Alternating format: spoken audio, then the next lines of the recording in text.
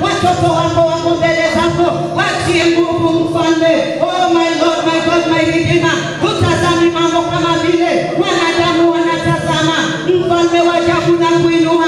Samueli alipofika kwa Jese, aliona watu waliona nguvu, aliona vijana wa Jese wakubwa, aliona ni kama ni hawa.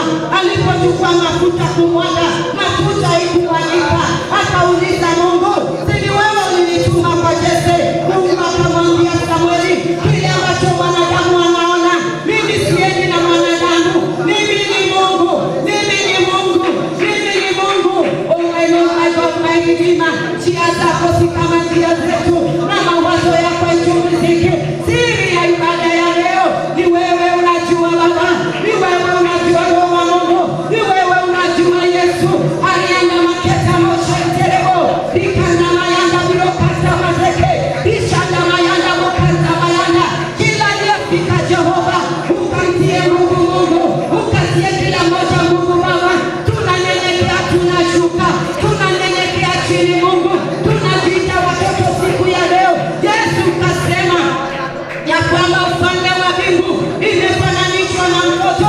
Kila moja anashuka chini, tunashuka chini Mungu. You will uplift the hand of my God, you uplift the hand of my Father. Tunashuka chini kama watoto, watoto wadhaifu, watoto wanaosahau, watoto wanaopotea njia, watoto wasiojielewa, watoto wasiojitambua, watoto hawajui sauti, hawajui sauti ya baba yao. Tunanyenyekea Raosha Baba, tunakuita leo. Ni ibada ya Baba, ibada ya baba na wana. Ukasema katika Joeli, siku ya mwisho Baba, moyo ya wana itawaelekea Baba, moyo wetu ni wa wana, inaelekea Baba, inaelekea Baba. Tujaze na moyo wa wana, tujaze na moyo wa wana, tukajifunze kama watoto, watoto wako Baba, watoto wako Mungu, uliowazaa kiroho, uliowazaa kiroho.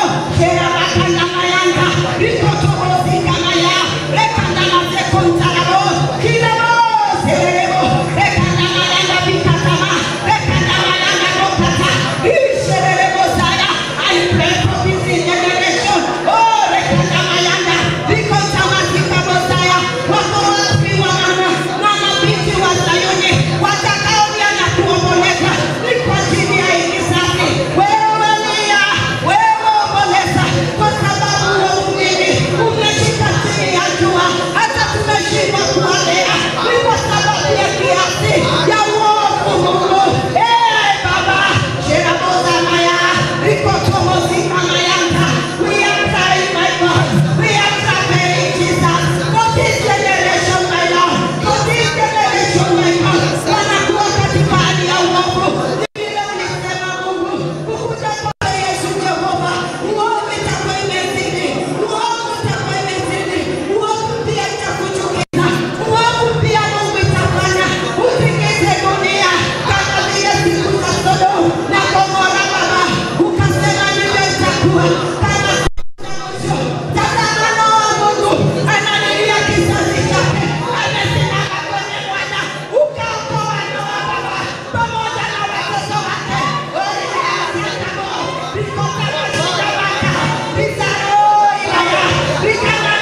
Watoto wetu waingie safina. Oh my Lord, my God, my Redeemer, walioingia safina Mungu, wanaona mafuriko ya ulevi, mafuriko ya uzinzi.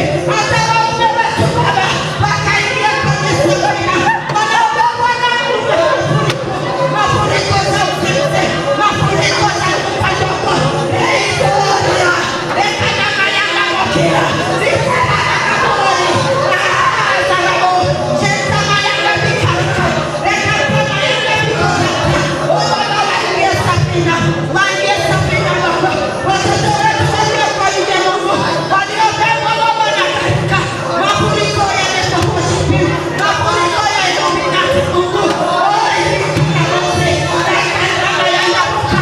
Yesu unasema, tulilia watoto wetu, aikikipolia, ebose kaita mayao, ila aikabori, sokoto mokiri mayanga. Baba, tumechoka sana, watoto wetu jenga shule, watoto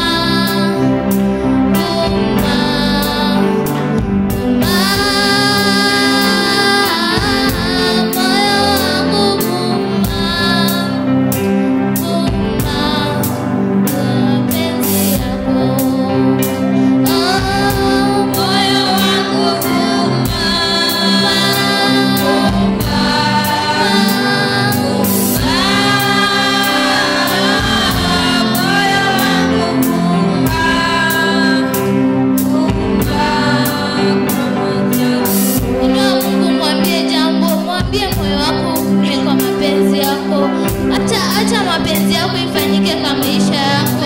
Ambia Mungu jambo Baba katika jina la Yesu. Na kutukuza kwa maana wewe ni Mungu. Asante kwa maana unastahili sifa na shukrani. Asante kwa maana wewe ni Mungu. Asante kwa maana unaweza kutusaidia. Acha mapenzi yako yakeze kufanyika katika maisha yetu kwa maana wewe ni Mungu. Acha mapenzi yako yakeze kufanyika katika biashara zetu kwa maana wewe ni Mungu. Acha Baba mapenzi yako yakeze kufanyika kwa kila kitu chetu kwa maana wewe ni Mungu. Asante Yesu kwa maana wewe ni Mungu. Astahili sifa na shukrani.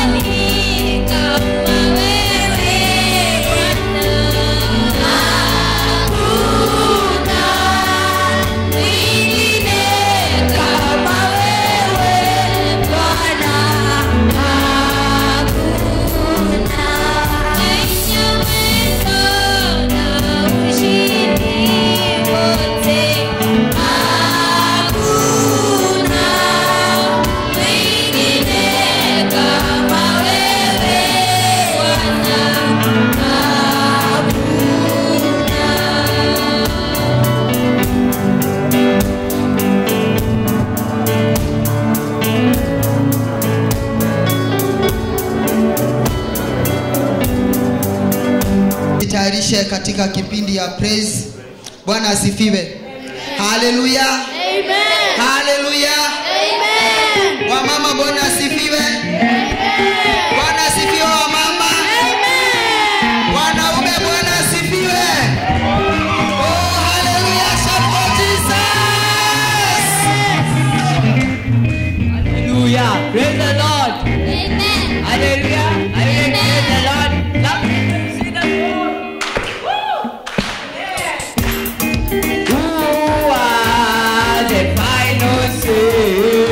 Jehovah, the final say. Who are the final say? Jehovah, the final say. I say, who are the final say? Jehovah, the final say. I say, who are the final say?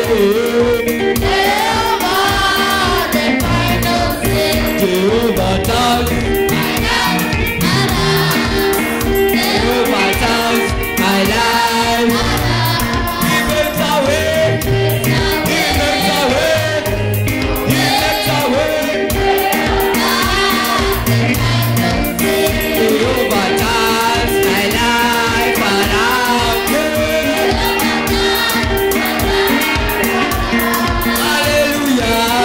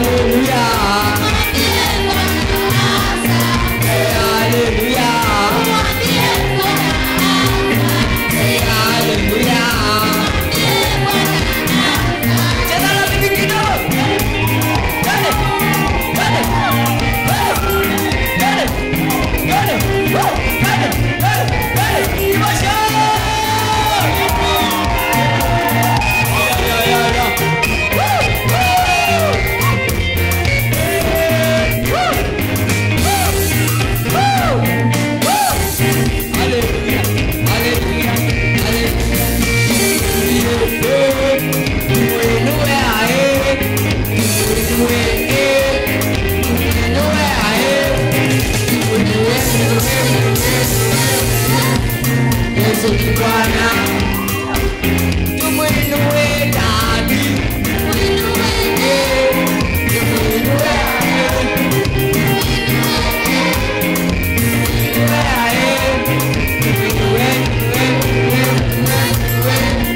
Yesu ni Bwana. Yesu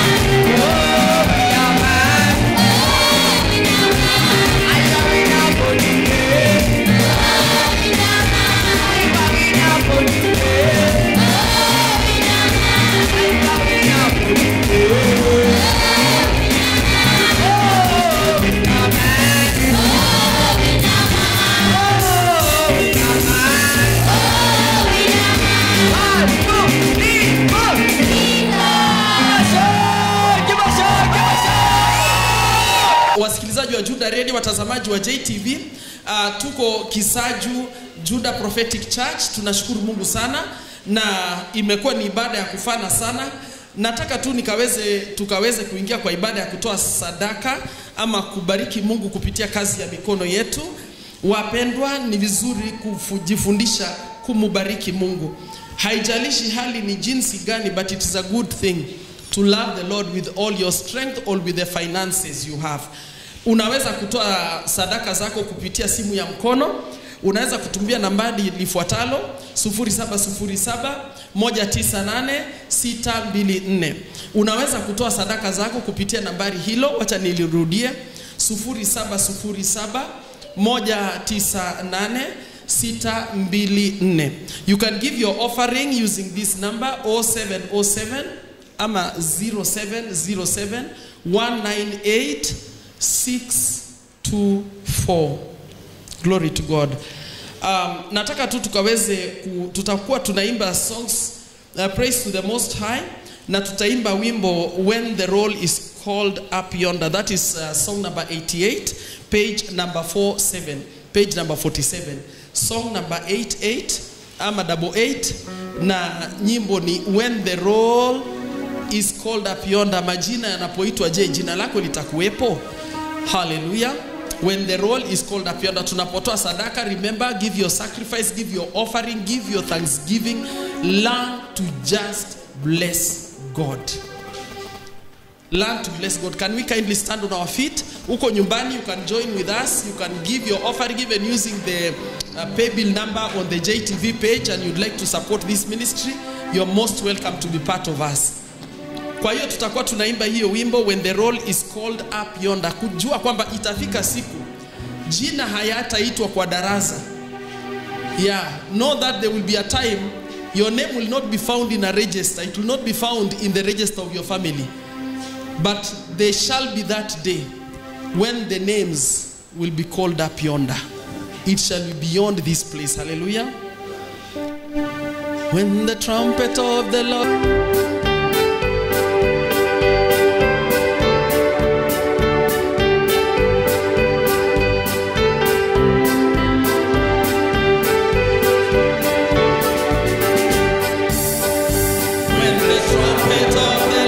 sound, and right shall be known, and the morning breaks eternal, bright and fair.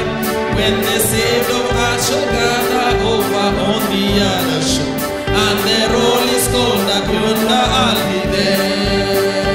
When the roll is called up yonder, when the roll is called up yonder, when the roll is called up yonder.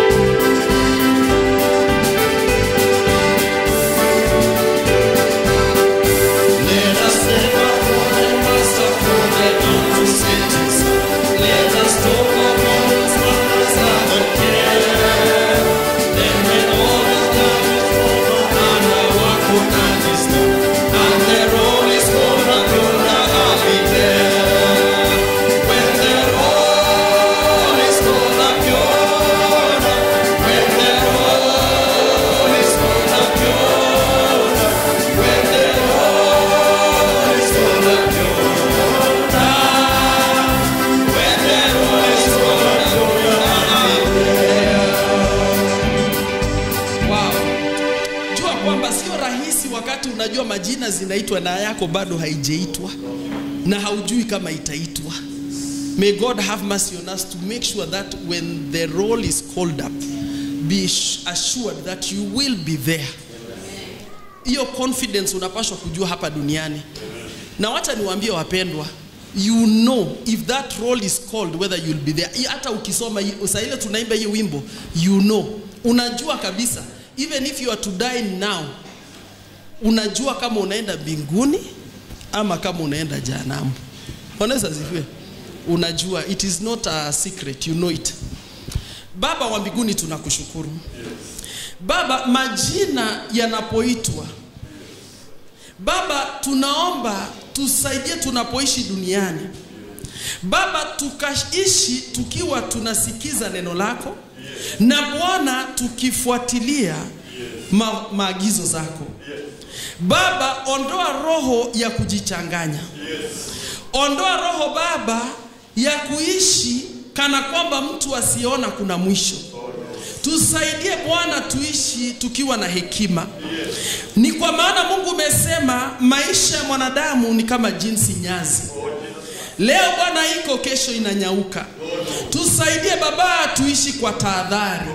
Tusaidie Mungu ili majina yanapoitwapo, wacha Bwana na sisi tuwepo. Tutakuwepo Bwana ni kwa maana tumeingia hapa kutafuta. Tutakuwepo Mungu ni kwa maana tumekuja kutubu dhambi. Baba tutakuwepo ni kwa maana Baba tumekuomba utawale maisha yetu. Baba tutakuwepo ni kwa maana Baba tumekataa dhambi. Baba tutakuwepo ni kwa maana tunapoishi duniani Baba tumechagua ni njia gani tunalifuata. Baba ninakushukuru kwa kila moja. Asante Baba ni kwa ajili ya ibada hii ya matoleo. Baba majina yetu mahala yatakuwepo. Wacha na sadaka zetu Mungu zikuwepo pale. Baba tumechagua kukuabudu kwa maisha zetu. Tena Mungu tumechagua kukuabudu pia kwa matoleo zetu. Wacha Mungu unapotuona ukaone kazi za mikono yetu. Ninakushukuru Mungu ni kwa maana wewe ni Mungu mwaminifu. Asante Baba ni kwa maana wewe ni mwanzilishi ya yote yaliyo mema ndani ya maisha yetu. Na hivi Baba tunapokutolea tunajua kwamba wewe Mungu utatenda sawasawa na neno lako. Kama vile Bwana umeahidi, ukasema tukujaribu hata kwa matoleo, tukujaribu kwa zaka zetu. Wewe Mungu ukasema nitakemea roho za uharibifu. Baba kemea roho za uharibifu. Baba tunasema ukame ni uharibifu. Tunasema kukosa kazi ni uharibifu. Tunasema magonjwa Baba ni uharibifu. Majali ya barabara Mungu ni uharibifu. Baba kemea roho za uharibifu. Ondoa roho za uharibifu.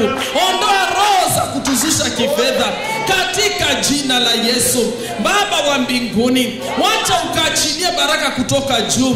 Baba achilia baraka. Wacha vikombe vyetu Mungu zikafurike. Wacha baraka zetu Baba yakatiririke. Baba tuondoe kwa uchumi ya kusoroteka. Tuondoe kwa uchumi ya ufisadi. Baba wacha ufalme wako uje. Baba ututawale kiuchumi. Tawala maisha yetu Baba. Baba tutawale kiuchumi. Ni kwa maana kwa uchumi yako Mungu Baba wezi hawaingii, kutu hawaingii, kusoroteka haingii, ufukara haipo, kushindwa haipo. Baba tunakushukuru. Ni kwa maana Mungu tunapokuwa karibu na wewe tunafananishwa na mti imepandwa kando ya maji mengi. Itatoa matunda kwa misimu yote. Na ndiposa tunakatana na misimu za ukame. Tunakatana na misimu za ukosefu. Tunakatana na madeni zote. Baba tunakataa kuitanishwa na hiyo uchumi. Leo Mungu tunaomba ukatende muujiza. Baba fungua milango zile zimefungika. Tengeneza njia Baba mahali hapana njia. Mungu wa mbinguni naomba Roho Mtakatifu akatupe hekima Bwana hata ya jinsi ya kuishi duniani. Baba sadaka hizi na toleo zote tumeyatoa kwa madhabahu hayo. Wewe Mungu ziangalie. Kisha Mungu, inua mkono wako ukainyoshe. Baba, wacha ukazihesabu. Wewe Mungu, zipe jina. Tena Mungu, zifuatilie. Baba, ukaione kwa kazi yako. Ukaone Bwana ufalme wako ikipanuka. Ukaone maisha zetu zikibadilika. Ukaone wengi wakiingia kwa ufalme wako. Baba, wakiingia kupitia runinga, wakiingia kupitia radio, wakiingia kupitia prayer center, wakiingia kupitia rehab. Baba, wacha ufalme wako ikapanuke. Wacha ufalme wako Mungu ikapanuke. Roho Mtakatifu, mwelekezi msaidizi, naomba ukashike kila moja mikono. Na Bwana wa mbinguni, kama vile ukamwonyesha Haga maji ilikuwa wapi, wacha ukawaonyeshe, ukawasaidie wapendwa hao wakajue utajiri wako umeficha wapi. Asante Roho Mtakatifu. Baba, tumepokea sadaka hizi zote kwa mioyo ya shukrani, tukiomba sasa Mungu tupe hekima ya matumizi yake, yakakubalike mbele zako Mungu na hata mbele ya wanadamu. Kwa jina lako Yesu Kristo tumeomba na kuamini. Amen, amen, amen, hallelujah. Nashukuru Mungu sana. Wacha nikaweze kukaribisha the preacher of the word. God richly bless you. Shalom. Remember that it is a day that the children have been conducting the service, and we thank God for them. Wapendwa, the church is a place for learning. Hallelujah. To know God, and from there preach the gospel outside there. Kwa hiyo tuko na walimu hapa watafundisha. Hallelujah. God richly bless you. Baba, nakushukuru kwa mahubiri ya neno.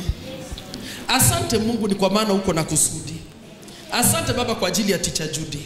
Wacha ukamtumie Baba, wacha ulimi wake ikafanyike kalamu yako Roho Mtakatifu. Nakushukuru Mungu, ni kwa maana unachagua kutumia chombo chochote. Wacha ukaachilie mafuta mabichi Baba, ukanene jinsi inavyokupendeza. Kwa jina lako Yesu tumeomba na kuamini. Amen, amen, amen. Bwana Yesu asifiwe. Mnaweza kaketi. Namshukuru Mungu ni kwa sababu ya kila mmoja. Mungu awabariki. Asanteni sana. Wasikilizaji wa Juda Radio na watazamaji wa JTV, tunamshukuru Mungu ni kwa sababu ya siku njema ambaye Bwana ametupa neema kusikia neno lake. Basi wewe ambaye umepata neema ya kusikia neno lake, unastahili kumshukuru sana. Kwa maana kuna wengi ambao hawajasikia neno lake. Praise God. Wanakani kana kwamba wamesikia lakini hawajaisikia. Basi wewe ujihesabu mwenye heri na ukumbuke ya kwamba Mungu amezidi kukupa fursa nyingine. Kama basi majina yako haikukua, basi jitahidi siku ya leo ikapatikane. When the call is rolling, when the call is called up yonder, will you be there? Praise God. Muimbaji yeye alisema atakuwa. Na wewe je? Basi hiyo ni swali ambao unafaa ujijibu mwenyewe. Bwana Yesu asifiwe. Basi sijui kama utakuwa. Basi wewe mwenyewe kila siku zidi kunyenyekea, zidi kushuka chini ili na uzidi kumuomba Mungu akusaidie ili siku hiyo ukaweze kukua. Na tulipokuwa tunaimba hiyo nyimbo, Roho wa Mungu akanipeleka kwenye kiti cha enzi, and I saw the 24 elders. These were people who were born like me. They were born with father and mother.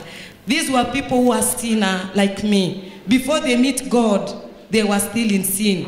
When Abraham was being called, he was worshipping an idol. He was a Moabite, a caste tribe. And he was faithful to the God that he was worshipping. He did not know Yahweh until when Yahweh met Abraham. That is when Abraham knew God. Until when Melchizedek met Abraham. That is when he started giving the tithe. But how did it happen until he met Melchizedek? Remember, there was war of the kings. And there was one king who was really have uplifted himself on the earth. And it was like the days of Nebuchadnezzar. He was strengthening people and he had made an alliance. Yet there was another king of kings who was called Melchizedek. At that particular moment, he was the priest of the Most High God. He was the priest of Yahweh. Praise God. So Abraham went to war, and after getting victory, can you say victory? Ushindi. Wakati alipata ushindi, hapo ndipo Melkisedeki alimtokea na akajua kwamba this is Melkisedeki, the priest of the most high, that I should be giving my tithe. He gave 10 of the tithe, and from there he started giving tithe. Praise God. Why am I saying all this? Kwa nini nasema haya yote? Ni kwa sababu hao wazee 24 wako kwenye kiti cha enzi na wana throne. Kwa nini wana throne? Hizo throne kwa sababu there is something they conquered down the earth. Praise God. And it did not come on a silver platter. They were really willing to lose everything in their life, but they were ready after meeting God and identifying the spirit of God from many spirits of the idols, from many spirits of Baals, and identifying that this is the spirit of the most living God. This is the spirit of the one who created everything on earth. They worked hard. Can you say working hard? Working hard. Yes, you have to work hard. Kwa hivyo siku ya leo ni siku ya watoto wote. All of us we are children. Praise God. All of us we are children. Sisi wote ni watoto mbele za Mungu. Na anasema ya kwamba hakuna mtu ambaye ataingia ufalme wa mbingu asipo kuwa kama mtoto. Praise God. And what is the behavior of the child? Children are honest and truthful. And they are not afraid. You can see the children. Mtu alikuwa akisikia kuja mbele anakuja mbele. Praise God. Hata kama hajui kuimba atazuba, amesikia kuja mbele, yeye atakuja mbele. Hii mambo ati wakati wa kuabudu hafai kutembea, yeye hajui. Wewe mwenye unajua hiyo ni shauri yako. So unamuona yeye anakuja anatembea mbele. Kwa maana amefeel kutembea mbele. Hafeel kukua confined kukaa kwa hiyo kiti. Na wakati amesikia kukaa kwa hiyo kiti atakaa. Wakati atasikia kufunga macho akiabudu atafungua. Wakati atasikia asinue mkono hata inua. So you could see the honest in a child. A child is honest. Whatever it does, it's very truthful. Praise God. Hakuna chochote ambacho anaficha. So unamwona mtoto ni mtu ambaye yuko muwazi. And then from there sasa anakubali akontroliwe. Praise God. Wakati walikuwa anakuja hapa mbele, akiambiwa aende huko nyuma, anaenda. Na anaweza rudi tu bado. Na mwalimu achoki, mtu anampatia time anazuba, anaona huyu ni kana kwamba hataki kutoka hapa, anatolewa kama mara 3. Mara ya 4 anashika network. Aya kwamba sistahili kukuja hapa mbele, utamwona akitembea. Na tena mtoto ni yule ambacho akiwa na kitu ndani yake lazima atoe. Praise God. That's the reason why haukuona mmoja akifanya kila kitu. Everybody wanted to do. And that one started even before. Everybody wanted to do. Everybody could say, me I can do this. Me I can do this. No, ukimnyima hiyo nafasi anasikia vibaya. Anasikia kushushwa moyo. Bwana Yesu asifiwe. Kwa hivyo sasa sisi zote tukue kama watoto na itakuwa ya baraka sana. Kwa hivyo kwa majina yangu naitwa Judith Ogege, na moja kwa moja wacha niingie kwa neno lake Mungu na itakuwa ya baraka tena sana. Kwa hivyo kile ambacho tunaenda kujifunza siku ya leo, kubali kuwa mwanafunzi, kubali kuwa mtoto, kubali kunyenyekea. Ukinyenyekea hapo ndipo Mungu atakuinua. Bwana Yesu asifiwe. Yule mtu ambaye hajui yuko tayari kujua. Lakini yule mtu ambaye anajua hayuko tayari kujua, na atamuona yule ambaye ako mbele yake kana kwamba si mtu anaofaa, kwa maana anajua. Mtu ambaye anajua ni mtu huwezi mrebuke. Mtu ambaye anajua ndiye ako na moyo wa mawe. Lakini mtu ambaye ako na moyo wa nyama, ambaye Mungu hata idharau wala hata ipuuza, huyu ni mtu ambaye hajui. Mtu ambaye hajui ni yule mtu ambaye yuko tayari kusikiza ili akajue. Bwana Yesu asifiwe. Yuko tayari kusikiza ili akajue. Ni yule mtu ambaye is willing to sit down, ama yuko tayari kusikiza na itakuwa ya baraka. Huyo ni mtu ambaye amenyenyekea. Huyo ndio baba anamuita mwana. Ni yule mtu mnyenyekevu. Ni yule mtu ambaye anapojua dhambi zake yuko tayari kugeuka. Yuko tayari kwanza kutubu na abaki hapo. Anageuka na kuacha.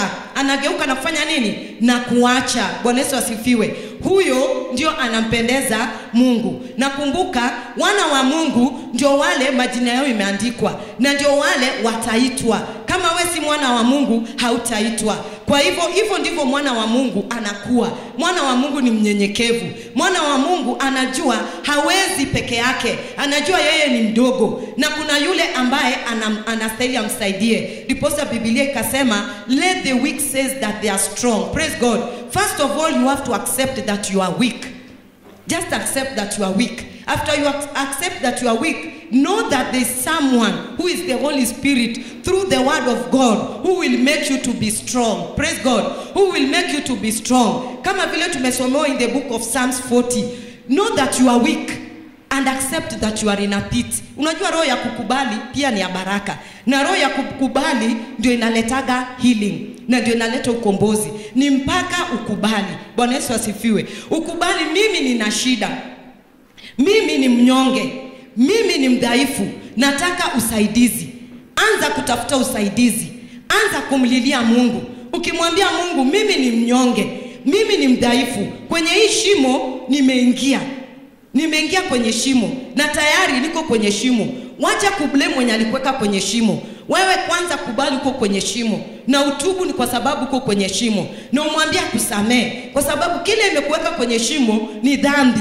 Bwana Yesu asifiwe. Kwanza, kwa nini uko kwenye shimo? Ni kwa sababu wewe umetoka kwenye njia nyembamba. Kwenye njia nyembamba hakuna shimo. Kwa hivyo mtu mwenye ako kwa shimo in the first place ametoka njia. Ametoka wapi? Njia. Hiyo njia ni pana, ina vitu vingi kama mashimo. Ndio maana yake inaitwa nini? Pana. Hiyo njia ina mashimo. Kwa hivyo unapoingia kwenye mashimo, ujue umeenda kwa the wrong road. Sasa wewe tubu kwanza, umepotea njia. Ukisha tubu, kubali wewe ni mnyonge. Kubali Roho Mtakatifu mwalimu akufundishe. Na unapokubali, atakapokuambia fanya hivi, utakubali. Ni kwa sababu kwanza umekubali. Bwana Yesu asifiwe. Tunaposoma katika kitabu ya Jude, tunaposoma katika kitabu ya Jude, and kitufani na kitabu ya Jude haina chapter. Praise God.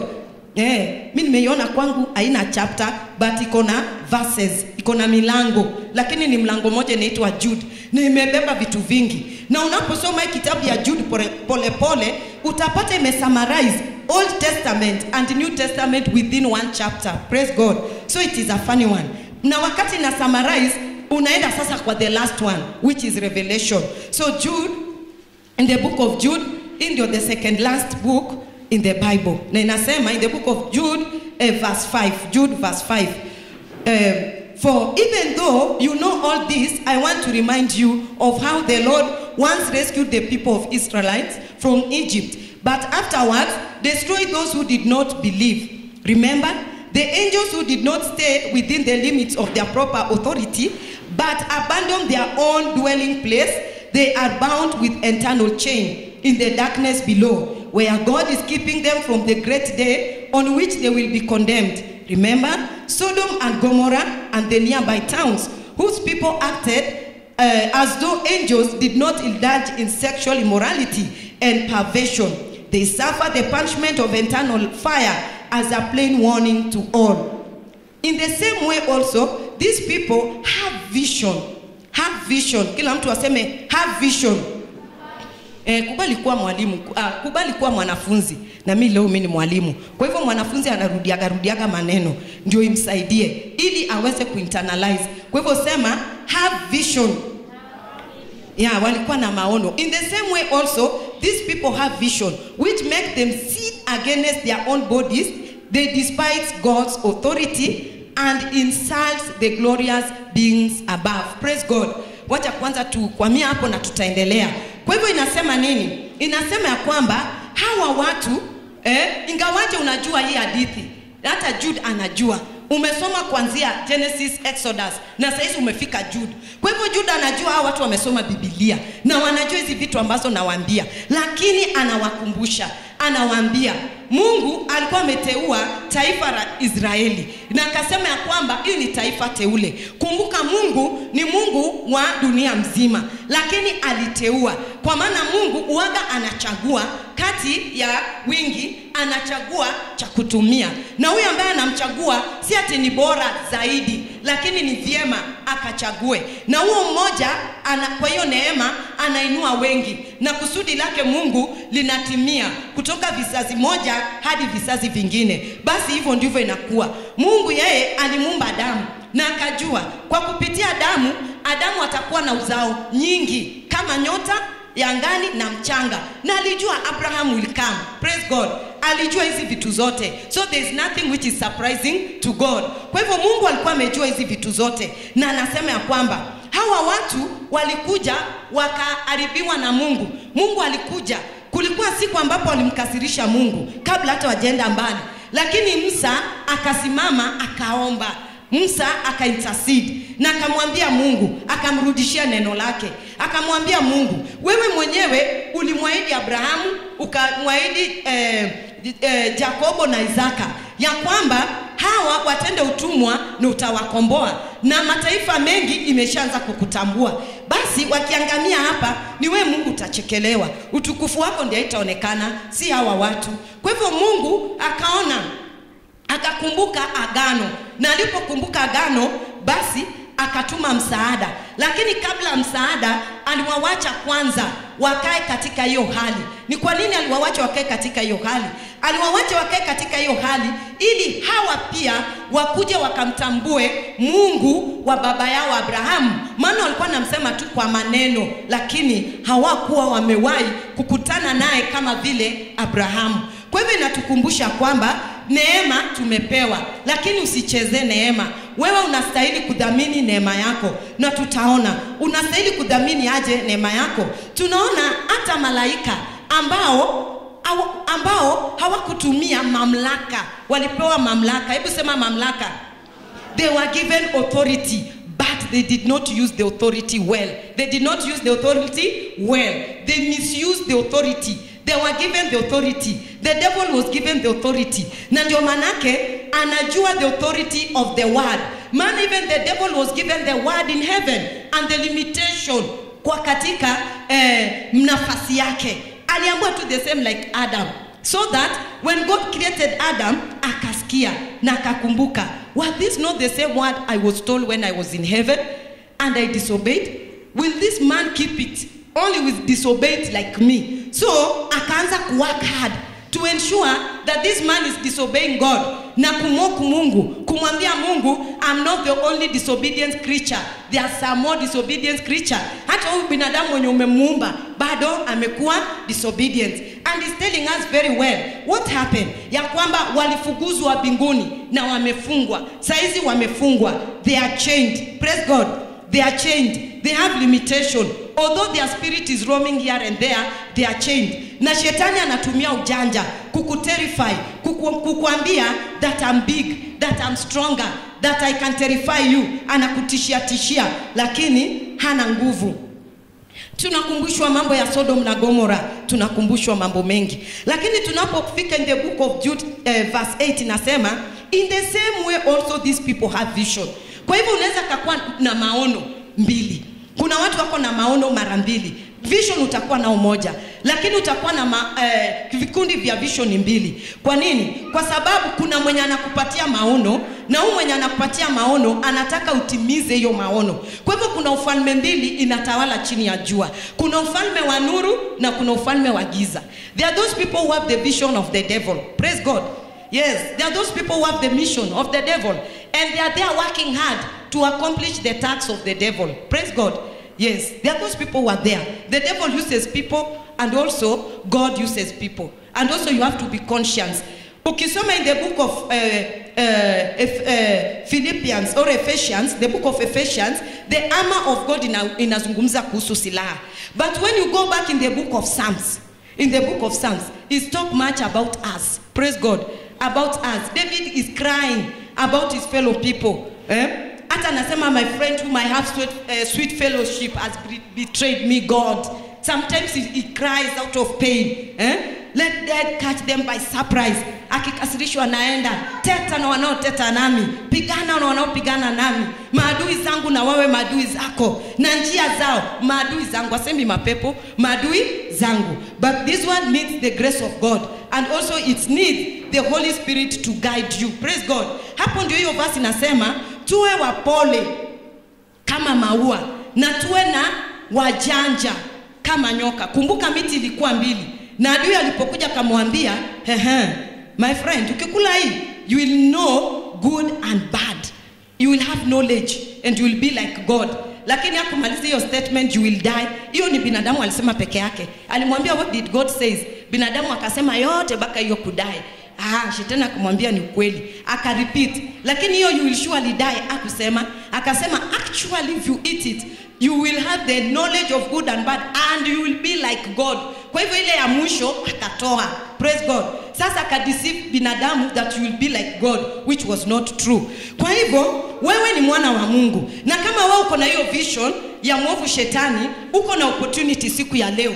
Today here I am a fisher of men. I've come to fish you, to come out from that vision in the name of Jesus, and to come to the vision of Jesus Christ, to come to the vision of the covenant, to come to the vision of the covenant of the blood and the body of Christ. Remember, kama Mungu alikumbuka the covenant of Abraham to give them a promised land, what about the covenant of his own son? You should know which covenant you are. Praise God. Once you know the covenant you are in, you shall dwell in that covenant. You should also know the promise. The children of Israelites were very clever. Na wakati walipopata mateso wakasema, si Mungu ulisema utatutumia mtu, na ukatuambia mtu atakuja kutukomboa na atatutoa kwenye nchi ya mateso, na ukasema huyu mtu atatupeleka kwa nchi ya ahadi. So they were claiming their promise because they were told that there is a promise of the covenant. And that's the reason why wao wakiomba walikuwa na address God of Abraham, God of Isaac, na God of Jacob. Praise God. And us now, when we are in the new covenant, we know that there is Abraham, we know that there is Jacob, we know that there is Isaac, we know the first covenant that ushered us into the second covenant. We know it, that through it we were able to learn God, through it we were able to reveal for God, and through it when Jesus Christ came, we were able to be ushered in the spiritual covenant. Praise God. So in the spiritual covenant, you call God the Father. You ask things in the name of Jesus. Those people those days in that covenant, they did not know to ask in the name of Jesus.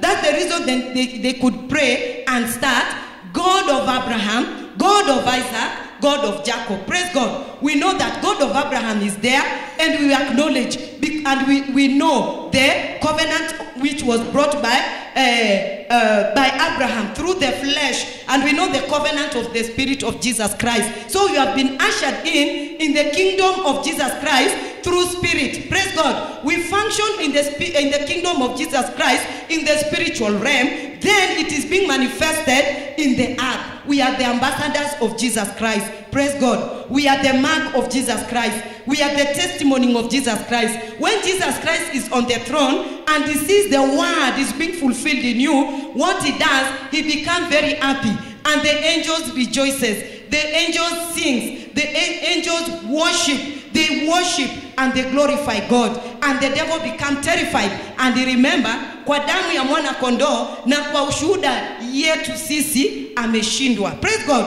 Ameshindwa. So let us move on. I don't know what is your vision. So if your vision is to accomplish the task of the kingdom of darkness, you still have an opportunity to cross over. You can do an exodus today. Praise God. Even as the service is going on, do an exodus, because I know if you are very keen and if you are in the spirit, and if you have been carried away in the spirit, you can now see things upon your life. Praise God. You can now see things as an individual. You can now internalize the word and mark, surely this vision is wrong. I want to change my vision to serve God. The vision of the way on the cross. The vision until the end of eternal life. Praise God. Now, let us come back here and talk about something that is called words. Praise God. Words are very important. There are two words. There are your own words and the words of God. Praise God. Your own words is the language of this world, which you cannot refuse. Praise God. Now, in the language of this world, it is mixed up with good and bad. Praise God. So, it is you now to identify yourself. Once you have known that, my mission is to inherit the kingdom of God. My mission is to end in heaven. My mission is to finish my journey in this narrow road. My mission is to obey the word of God. Because the word of God is the light of my way. My mission is to do what God has ordained me to do, to carry out the task of my destiny, and to do it very courageously, so that even me, towards the end of the day, nitavalishwa taji, but also I get a throne. Remember, heaven is it's very big and deserving section. Why are angels not worshiping, and why are they not in the throne of the Father? Why are they servants? We are really disturbing them. Praise God. They have been sent to us. People who are stiff-necked, people who are wicked, they are being sent. Take this to Judy. But when he got to Judah, he found Judy was tired. Judy has already left. Now the angel wondered, what can I do? He started chasing me again, because he was given an assignment to make sure that he follows me spiritually. Bwana Yesu ndio nyota inaong'aa asubuhi. Praise God.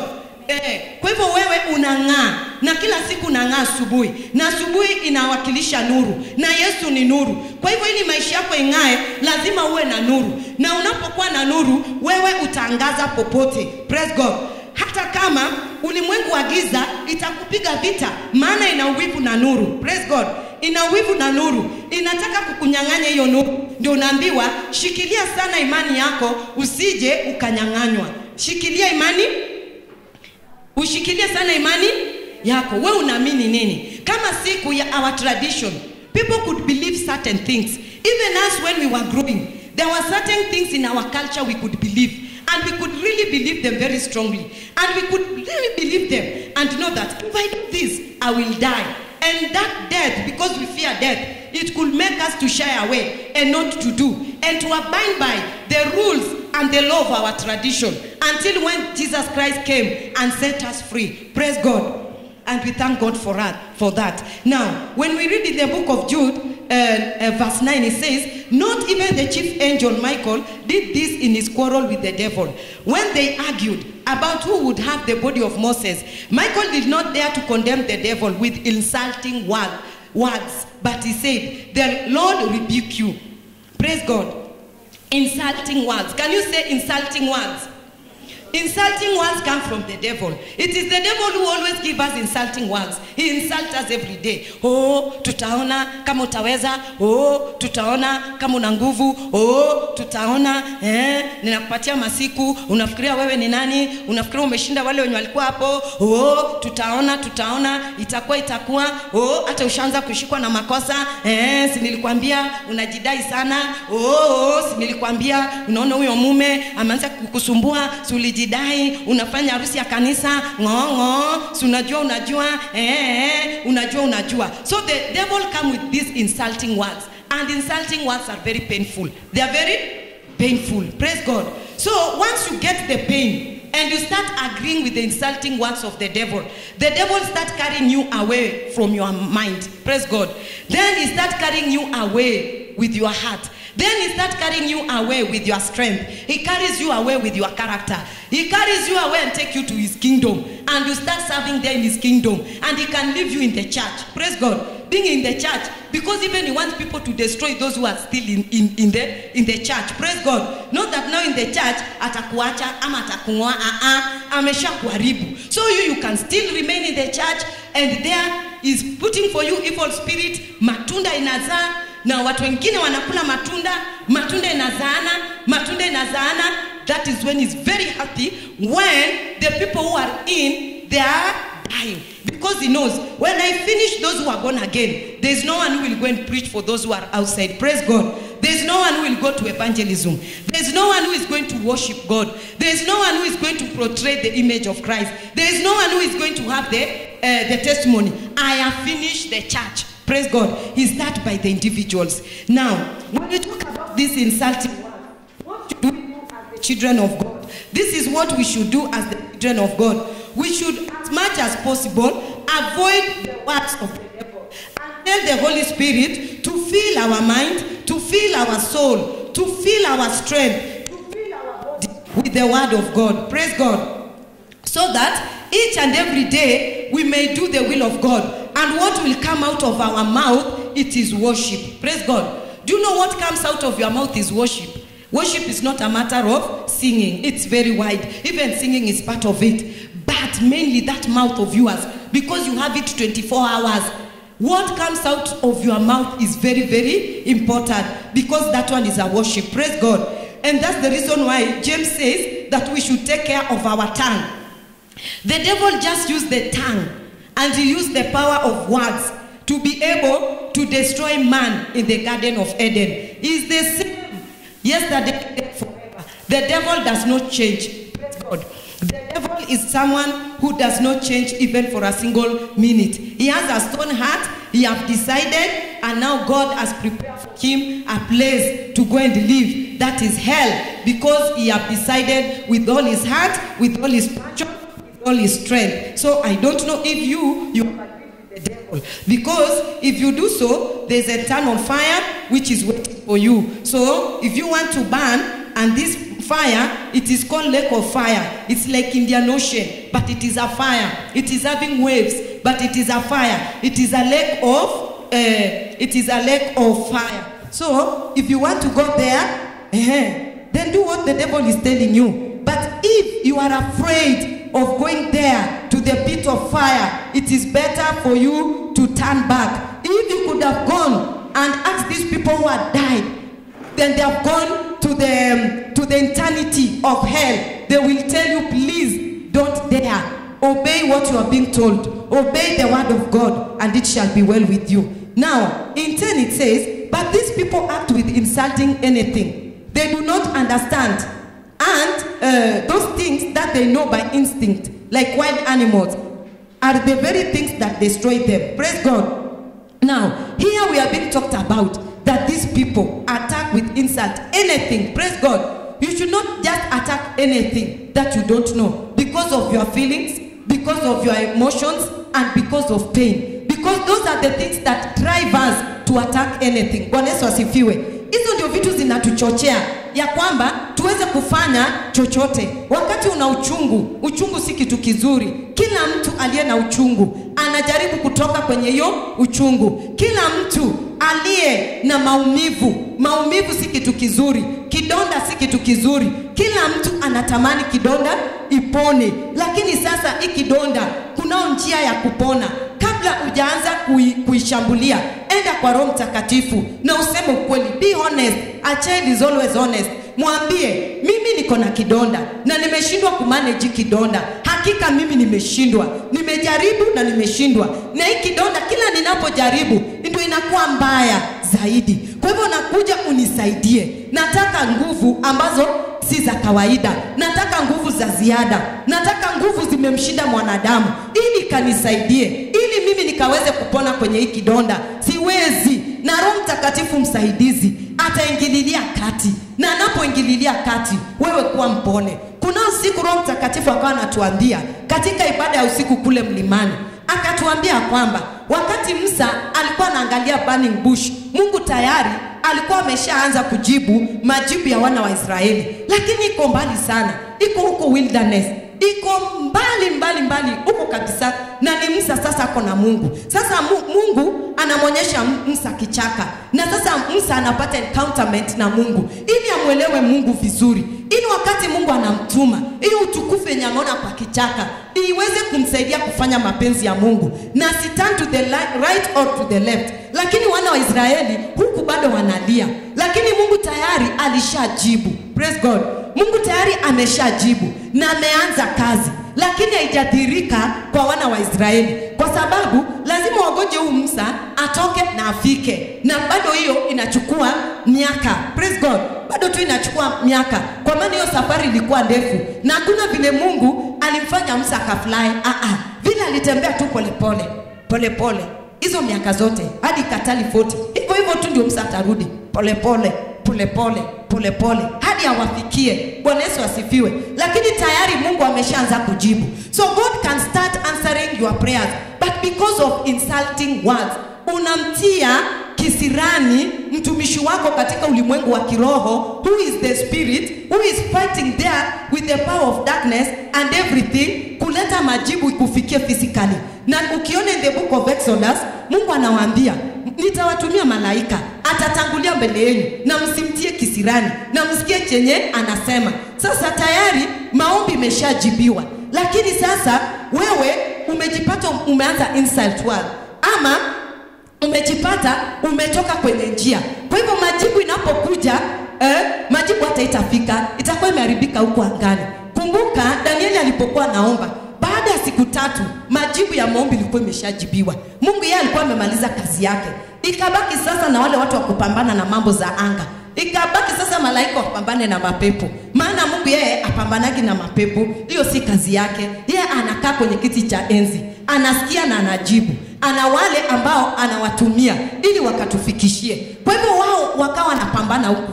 Baka huyu malaika akaona hapana, wacha nimuite malaika mwingine. Wakasaidiana, wakapigana vita hadi Danieli akapata majibu ya maombi. Na Danieli alitali in the present. Baka akapata the exact clear word. Ndiye akatoka kwenye uwepo. Basi continue telling in the presence of God as you wait upon whatever you are waiting. As you wait upon the vision will come true. As it has been said, revelation will come true. Write it down. Don't write it on a piece of paper. Inaweza potea. Write it in your heart where it will not get lost. Where you will walk with it day and night. Write it in your heart and keep it in your heart. Praise God. And as you keep it in your heart, once it will come to reveal itself, you will say, actually, this is all what God told me to do, and it has come to pass. And that one will increase your faith. That is how faith grows, from one level to another level. When God is taking you from one glory to another glory, that is when your faith in God increases. That is when your intimacy, that is when your feelings, that is when the way you know Christ increase deep and deep and deep and deep. Until it reach a time, you are like Paul. You say, nothing can separate me from God. Be it what and what, nothing can separate me because of conquering. And remember, there are so many things on the way. Remember, the devil is still here. And the work of the devil is to resist that the will of God does not prevail. Praise God. That is the major mission. And he used stealing, and he used to destroy, and he used the methods of killing. He can kill you by discouraging you. Discouragement is part of killing. You can be killed once you pray and you say, I've prayed a lot, but I'm not seeing a change. I've prayed a lot, I'm not seeing a change. And I've come to discover the person who changed a person who was wicked, despite his wickedness, that one is the person who is a hero. Praise God. That one is the person who is a hero. Don't desire all the time to be with good. It is better you have the bad. Better sometimes there's a saying which says, better the devil you know than the angel. You know this person is like this. So you will know how to deal with it until it will come until this person will come to change. But it needs a lot of patience. It needs a lot of perseverance. Because a fellow human being can cause a lot of tears in your life. Praise God. Kuna wakati mtu anafanya mambo mabaya, but everything should be led by the Holy Spirit, not your mind, even if it is in the word of God. Get me clear. Praise God. Everything you should be directed by the Holy Spirit, even if it is in the word of God. Don't use instincts through the word of God, but let everything be directed, because maybe this person is supposed to get out.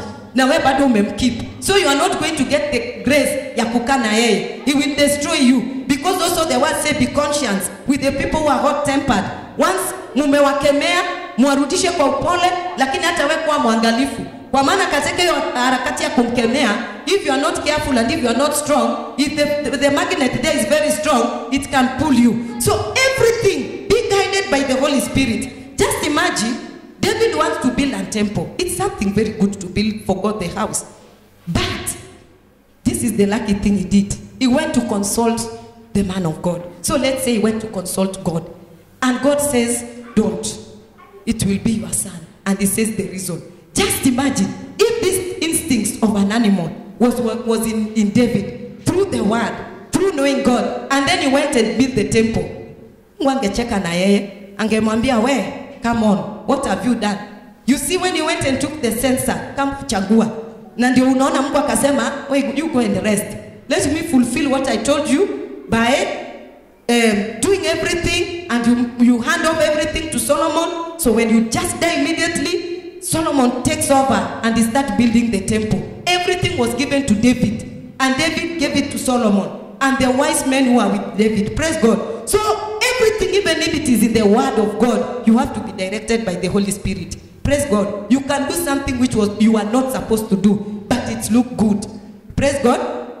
So it is the Holy Spirit that knows the truth of your life. He's the one who knows from your beginning and the end. He's the Alpha and Omega in your life. So whatever you do, always desire to get the confirmation and direction from the Holy Spirit. Then he comes and confirms to you through the word of God. And I always say several times, the word of God is very wide.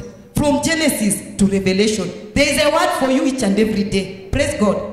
There's a word for you each and every.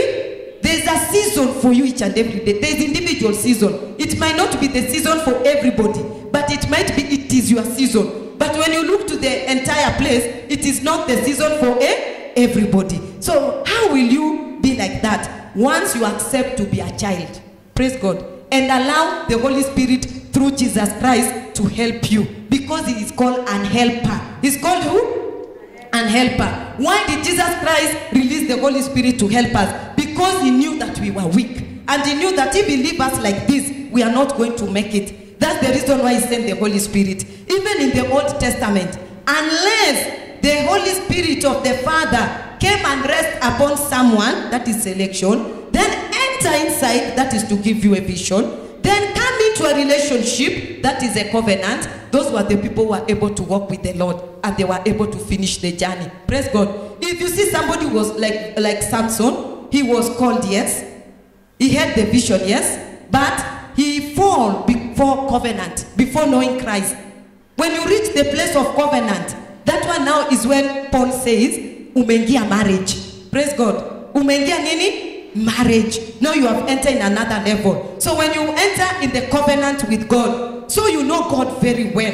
That is when the more you walk with God, even in the marriage, is the way you continue knowing God. But there's a certain love, there's a certain things that you have conquered, that you have reached that level. And there you are not even, you feel so sweet that you are not even willing to separate with God. All the time you feel like being with God. These people, they put on leather, walivaa ngozi na walivaa ginyera. Hawakuishi kwa nyumba watu kama kina John, wanakula locust, wanakunywa asali. But because of the covenant, because of the intimacy relationship, and the way they knew God, everything in flesh died. They were very happy. They were very happy. They were very excited. Akiwa kwenye mateso in the river of Patmos, John is very happy. When wamempeleka pale ndo wanafikiria wamemweza. Visions, spirit yake na fly to go heaven. Anaambua things which are yet to come. So much revelation.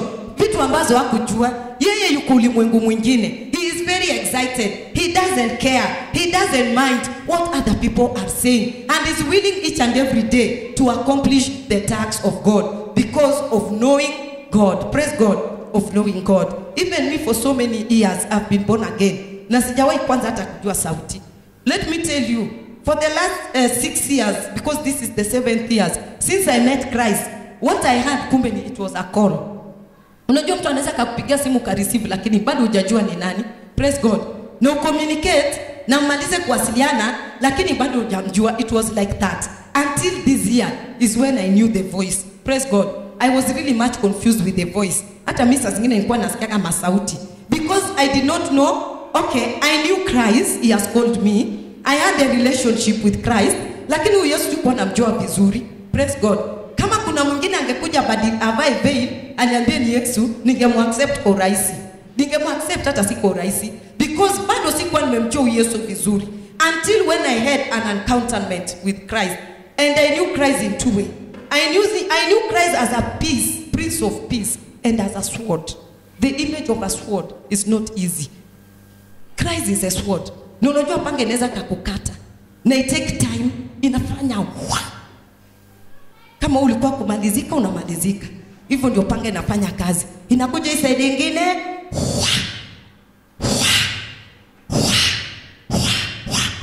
That is the work of the sword. Then the work of a Prince of Peace. Ndio hiyo kukushawishi. Please don't come back. Let us reason together. Please repent. It is only because you have not repented. If you could have repented, I could have listened. Why are you not repenting? Why are you sinning? Come. Go and serve.